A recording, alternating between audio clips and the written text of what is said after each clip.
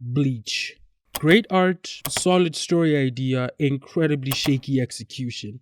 The first two arcs in Bleach do an excellent job in my opinion of showing just how fucked up the afterlife in this reality is. There's something deeply grim about living your life being a good person only to die in like a car accident, get into heaven only to find that heaven is Edo era Japan and one of the angels is this fucking guy. The way the afterlife in this anime is set up shows that despite the existence of very good and very powerful people, someone who is very plugged in can co-opt this already broken institution and trick those good people into doing some really messed up shit.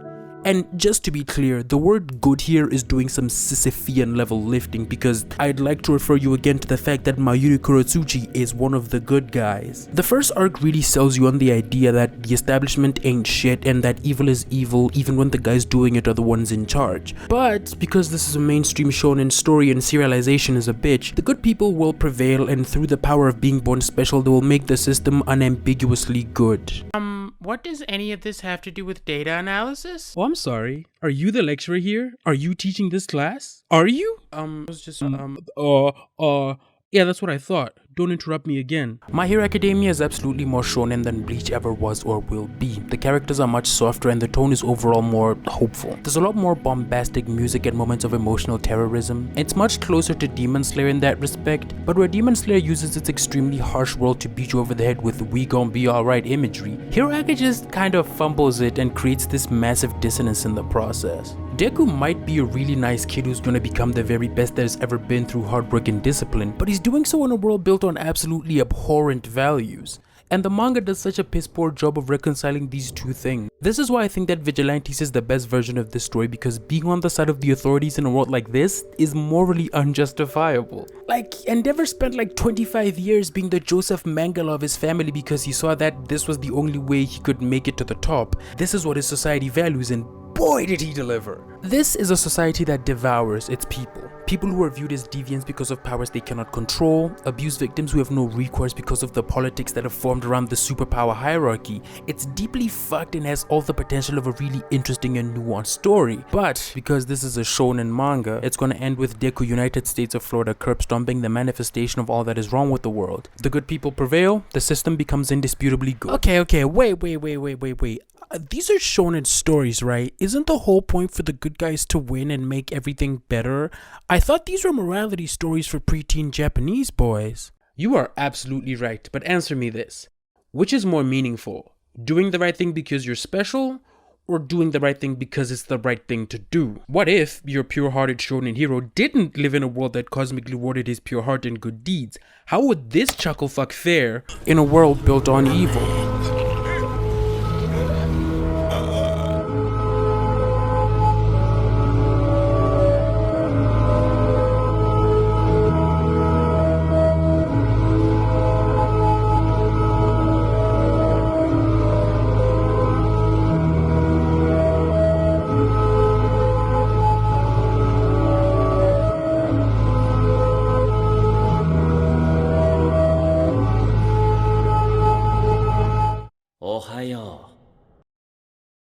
Jujutsu Kaisen follows the story of one Itadori Yuji, a freakishly strong, blissfully stupid 17-year-old kid who spends most of his after-school time goofing off doing paranormal activity, creepypasta bullshit with his friends. Their ghost hunter LARPing stops being LARPing the moment they come in contact with an old, necrotic, deformed finger wrapped in some ceremonial seal. And when his friends break that seal, all hell breaks loose. So to save them, he teams up with the Sasuke Shikamaru Kurapika phenotype and ends up consuming the finger, becoming a host for Ryomen Sukuna, an ancient malevolent spirit whose soul lives in his 20 fingers, like a really dogshit Harry Potter reference. Now he has two choices. He can either be exorcised as a curse and undergo the secret execution, or become a sorcerer and hunt down the rest of the fingers and then get executed afterwards. Also, Megumi's there too. He's really important. Alright, that's the basic rundown, more or less. Now, to the more keen-eyed and wrinkle-brained members of the audience, it sounds like I was just describing Bleach with Naruto-like elements, and you'd be right, it's Bleach, but good. See, it takes pieces from these established giants of times past and makes something that I think stands where they stumbled. And it all starts with one tiny little detail.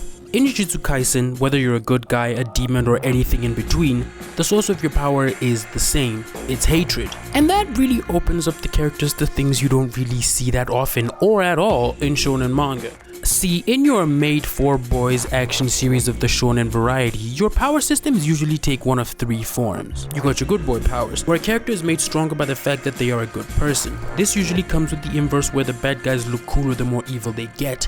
Hero Aka falls in this category pretty neatly. Then you have the neutrals. This is where the power of the characters isn't really determined by the character's position on anything, but rather their aptitude for whatever magical bullshit system their world runs on. Think Bleach, Hunter x Hunter. These usually tend to be hard magic systems with plenty of rules and qualifiers, and every single power has unique matchups and interactions with other powers that tend to be crazy unpredictable and really entertaining. And then you have the biologicals. This is where the character's biology determines their power and ultimately their station in life. Think Tokyo Ghoul, Dragon Ball Z, Deadman Wonderland, and Chosen X. This is where you get a lot of your seinen, because that's a really depressing world to live under. Keep in mind that these aren't bulletproof. Many shows can fall in the middle of all of these, and some shows start off as one and then turn out to be another down the line. Some are both and neither at the same time. I'm not very smart. I scribbled this shit on a piece of paper off some alpha PHP 2 years ago. But for now, it'll do just fine. Jujutsu Kaisen's power system is really nothing special in the grand scheme of things. A lot of seinen anime have the same thing going on. What makes it unique is that despite its grimdark elements, it is unabashedly shonen. This isn't the case for Chainsaw Man, which is just literally a seinen manga wearing the skin of a shonen series. No, Akutami's work lives in the established traditions of this genre and takes great pride in that. And the things it does are interesting because they happen within the context of a classic shonen formula. A guy who kidnaps your heroes and forces them to sacrifice the people they love is just another Tuesday in Jargon, but here it is a full-on character crisis, and one that no amount of plot armor can save you from. And that bleak reality forces these characters down some really interesting stories. Today I'm gonna tell you 3 of those stories.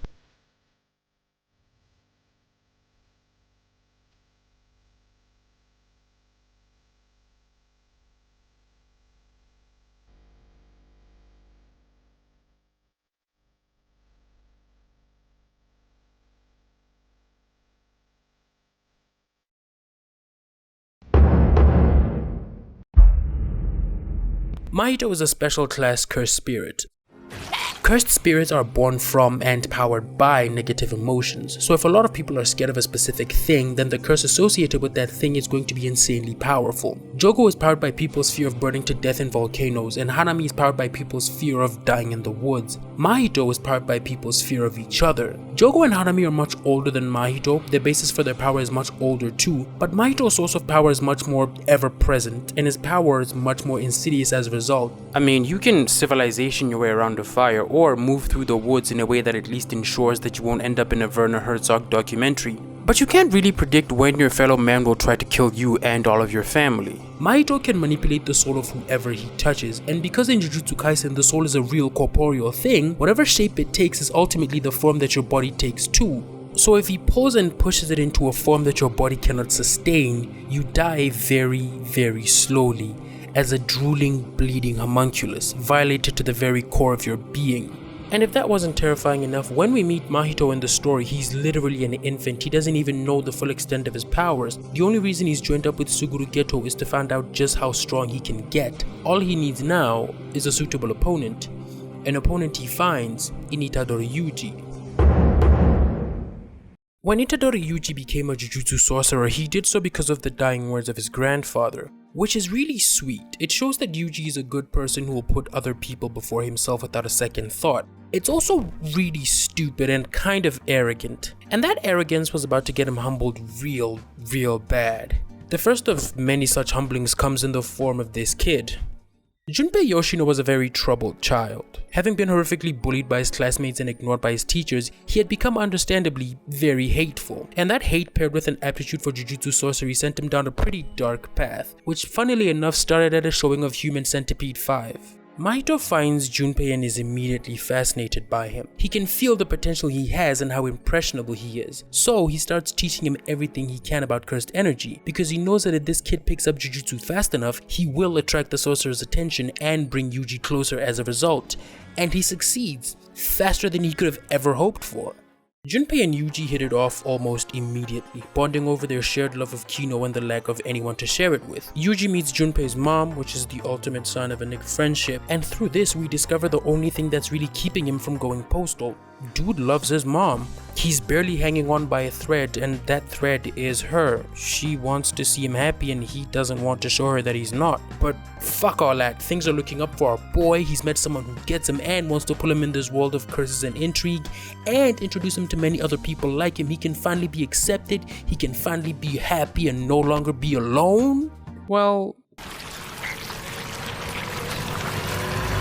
Mahito is the devil on Junpei's shoulder. He fosters the worst parts of him, and after orchestrating his mom's death and framing his bullies, he finally gives him that one last thing he needed. Now, not even Yuji could save him. Free from conventional morality, he could get his revenge on the people who killed his mom, who bullied him for years. With the help of this devil, now he was the one to be scared of. He was the threat in the room. He was the one doing the fucking pushing. But the devil doesn't play favorites.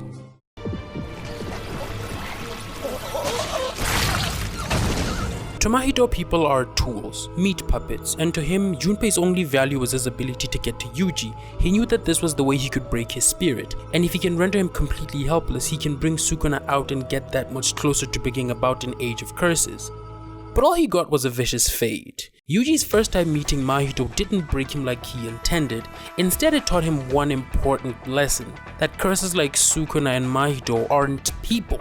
They're entities of evil, and they are to be treated as such. They are to be executed with extreme prejudice. A lesson he would truly take to heart the second time they met, after Sukuna would use Yuji's body to commit Japanese 9/11, which is a wild sentence, but I don't have time to explain that shit. Read the manga, or watch the second season, I'm sure they've adapted it by now. Okay, so Yuji is fed a bunch of Sukuna's fingers, and as a direct result, he straight up Muhammad Atta's all of downtown Shibuya. He kills like 2,500 people, it's fucking crazy. Anyway, Yuji sees all of this and is well and truly broken. He sees the many people who died because of him, and it kills his will to live. He's shattered. And in that sad, despondent state, Mahito finds him. Mahito pushes Yuji as far as he possibly can, killing his friends, laying waste to hundreds of other innocent people in the process, and damn near killing him too. In fact, if it wasn't for Todo sacrificing his arm, Yuji would be gone. Like multiple times. Okay, so in the fight where Yuji and Todo fight Mahito, they all push each other to the absolute peak of their abilities. Mahito finds that embodiment of perfection he's been looking for. Todo sacrifices everything without a moment of hesitation, and Yuji becomes who he needs to be. Yuji came into Jujutsu society with the idea that everything would be clean, good versus evil, but reality is a bit more complicated. Sometimes fighting curses puts you in places where you have to make complicated moral decisions. It's a path stained in blood, and depending on your roll of the dice, it can be truly dehumanizing. And at the end of this fight, Yuji realizes that ultimately Mahito was right. All the reasons and justifications for why he's here are ultimately meaningless. He can't base his goals off some feel-good lofty platitude, because when push comes to shove, he might not be able to back it up. People might get hurt, and sometimes it might be his fault. Ultimately, the naked truth of this matter is that Mahito has to die, and he knows that he's really the only one who can do it. Those are the roles in this endless machine. Maybe in the future someone can create like a through line of his actions and derive some moral overtone from it, but right now, there's only one thing that matters. Mahito is the prey, and he is the predator, and he is going to kill him. No matter how long it takes, no matter how hard he tries to escape. There's no reality in which Mahito doesn't get viciously murdered by Itadori Yuji.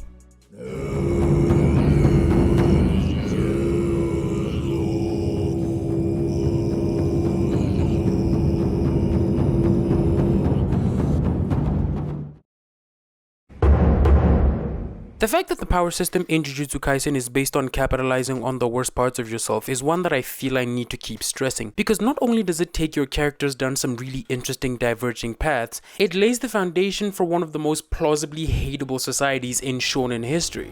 Now, it doesn't matter who you are or where you come from, we've all seen these kinds of guys. They're pretty much everywhere. The traditionalist fascists, people whose reference for the past only boils down to their ability to oppress those who they perceive as their lessers, because deep down their only source of value comes from making others miserable. That's the only part of their core belief that matters. Everything else is window dressing. The only praxis is, I want to be able to kill insert group here in the street. The idea that exposing others to the same abuse you endured as a child, and that your position is not to be questioned no matter what, or that the roles that your ancestors assigned to each other out of primitive necessity are the unshakable will of, insert whatever god you believe in here. They are all just means of controlling people and making them miserable. Now, imagine just how horrible life would be if that fundamental belief that underpins all of this horrible fascist bullshit was real. Japanese society for the majority of its history has to some extent and a little bit now been pretty shit for its people. From the times when some jackass on a horse could just kill your kid to test how sharp his sword was, to the absolute control exerted by the government to stop the influence of communism because some pretty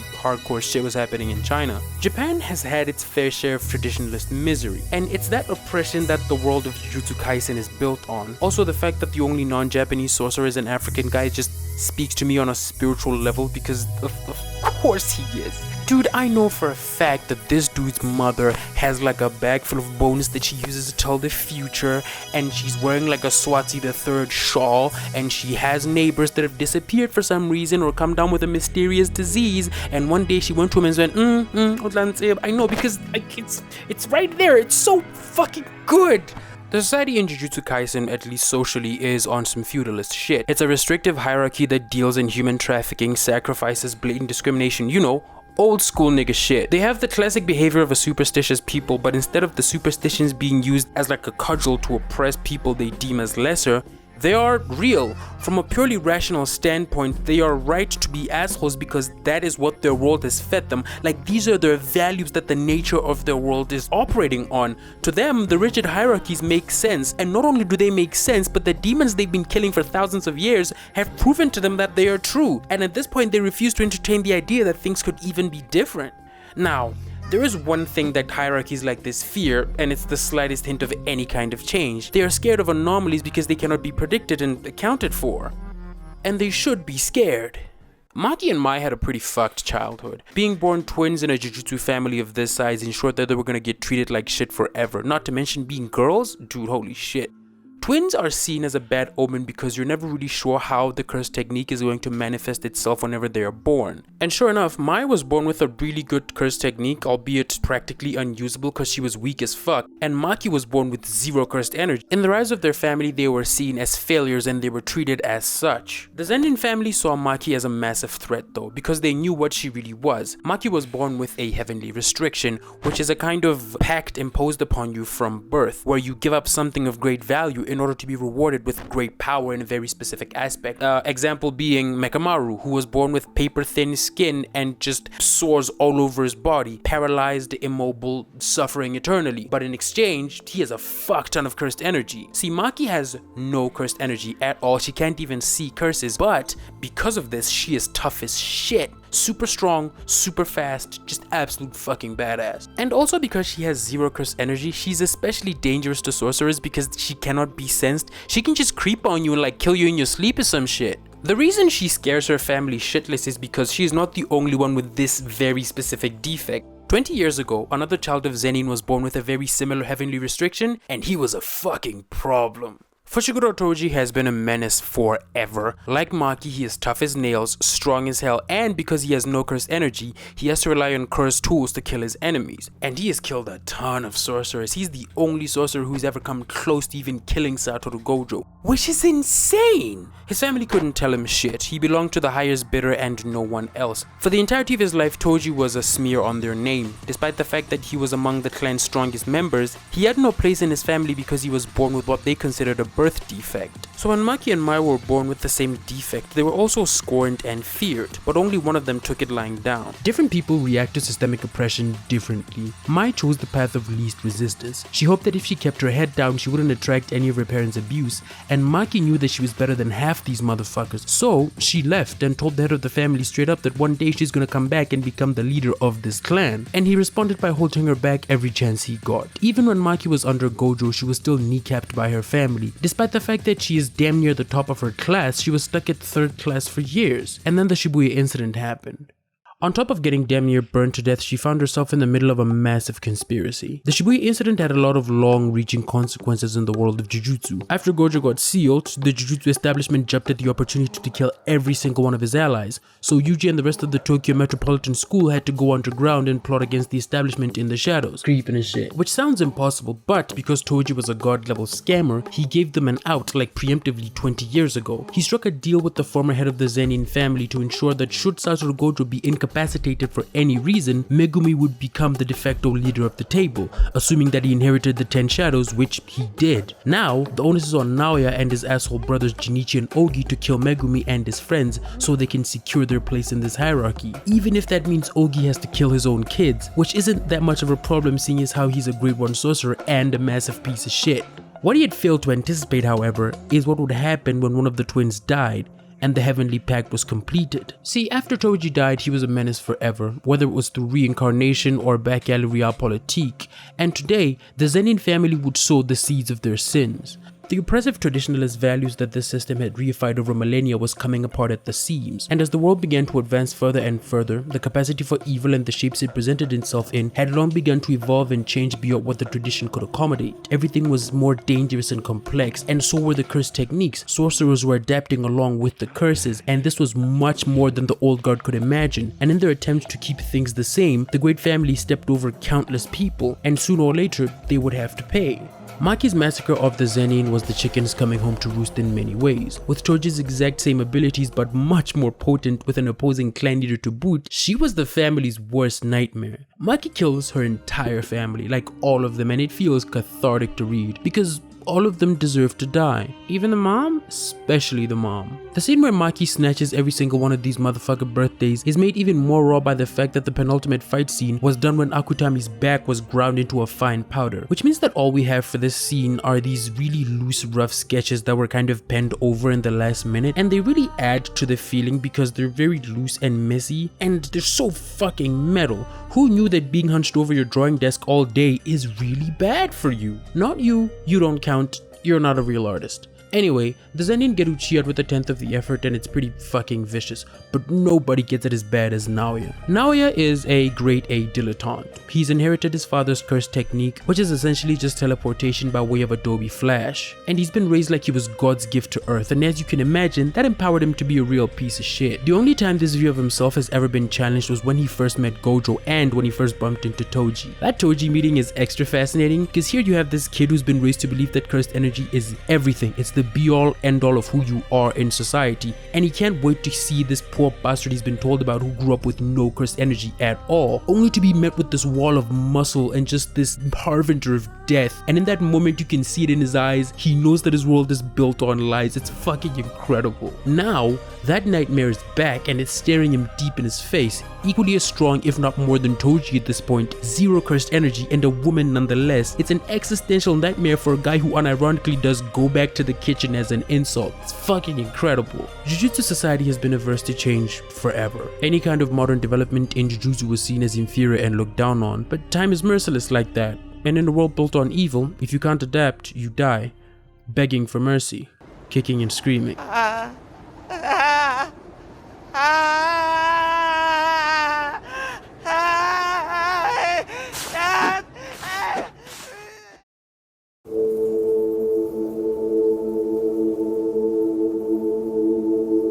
As far as being a sorcerer is concerned, being born into the right family is half the battle. Sure, you can train hard as fuck and become really strong with a terrible curse technique, but the strongest sorcerer with very few exceptions either existed 200 years ago or comes from one of the big families. That's like the whole reason they have such pull in the first place. And when it comes to the genetic lottery, nobody has it as good as Satoru Gojo. Gojo was born with both the Limitless and the Six Eyes. The first one allows you to see literally everything, and the last one allows you to control the everything in question. And to control everything, you have to be able to see it in its entirety. So not only are these techniques crazy strong, they stack. But wait, there's more. He also has what is essentially Nagato's almighty pull and push, but he can merge them into this ball of quote imaginary mass that just makes whatever it touches stops existing. This dude is literally just 7 nukes in a trench coat, and he's known that from the moment he was born. When Gojo was born, it shifted the tenuous balance of power in Jujutsu society massively. At age 6, he was already in the top 10 percentile of all sorcerers. By the time he was an adult, he was the strongest living sorcerer by a disgusting margin. He has a massive superiority complex because of course he does. At this point it's not even a complex, it's just the reality, and it's been the reality for as long as he's been alive. And with all that in mind, it makes sense why he's such a cunt. Gojo is kind of an asshole. Like Naoya, he has all the hallmarks of an aristocrat money baby. He's arrogant, he's lazy, he's narcissistic, and incredibly vicious. Which all makes sense, those are all par for the course. Every sorcerer above second class is fucking insane. But what separates Gojo from others of his ilk like Gakuganji and Naoya is that he's also genuinely empathetic at the same time. It's like a dialectics of sorts. Everything he's ever done in his adult life has been to leave the world a better place than he found it, and he knows that he can't do that by killing all the people making things worse because that doesn't really engender loyalty. Instead, he wants to raise a generation of students who challenge the status quo and make it such that the next generation of sorcerers exist beyond petty traditionalist bullshit. He has climbed to the very top of this world, and he saw from that apex that all of this is meaningless, that things don't have to be like this, and that someone strong enough can get things moving in a direction where life is less unbearable across the board, no matter how weak they are. That's where he lands on the human question, at least. Others view that as a symptom of his arrogance. Since he got it real good out of the womb, he didn't have to endure the same kind of indignities as someone of his stature should. Take Geto for example. His technique is strong as fuck, it puts him in the apex of Jujutsu society, but it's also miserable. His technique involves him having to eat curses, which essentially taste like rags soaked in vomit. And throughout his life, he's had to eat hundreds if not thousands of them, and it's made him, understandably, a little hateful. He views humans as ungrateful. He doesn't believe that the strong should have to prostrate themselves for the safety of what he perceives as monkeys. Okay, so there's this little moment at the end of Hidden Inventory that I think sums up the relationship between these two perfectly in a single interaction. Both of them are in the final year of the Jujutsu training. Gojo has manifested the full potential of his powers, having mastered reverse curse technique and red, and Geto had to endure the death of this girl both him and Gojo had been taking care of for weeks, and there's nothing he could do about it. He walks past the Tenzin cult and he looks at their vacant faces, clapping like children, and he comes to the conclusion that these people are not worth defending, and so he joins the war on evil on the side of evil, because he believes that the only reason Gojo doesn't believe the same thing he does is because he's strong enough to where he can believe whatever he wants, and through sheer force of will he can have it become the truth. These people operate based on the supremacy of violence. Quote, "Are you the strongest because you're Satoru Gojo, or are you Satoru Gojo because you're the strongest?" Gojo, much like Naoya and the old hag and her bitch-ass husband, were raised in a world that values evil above all else. It is the currency that this world trades in, and it's that same evil that permeates all these characters' lives and informs the deepest parts of who they are. Whether it's Todo's delusions or Meimei's sociopathy or Yuji's just whole thing, it's so good. Most of these characters are so keenly aware of every single mitigating factor, and that lack and its consequences informs the very core of who they are. You can see it in how every sorcerer is kind of prepared to die. Gojo is what happens when you're born without that fear. He's part of that uppermost class of sorcerers who cannot even imagine being a normal person. Standing up on his perch, looking down on everybody else, he's able to see the bigger picture. And to him, that end of all ends isn't accruing more power. It's making life better for the quote-unquote monkeys. And he comes to this conclusion despite everything in his life leading him to being a blood-gargling psycho. The people he's met have put that love of others in him. Gojo doesn't perceive other people as innately worth of life, but he loves his friends and his students deeply, and through that he can extend that love to the rest of humanity. Does Gojo want to make things better because he can afford to stand above it all, or does the desire to make life better for everyone give him strength? Personally, I think it's the former, but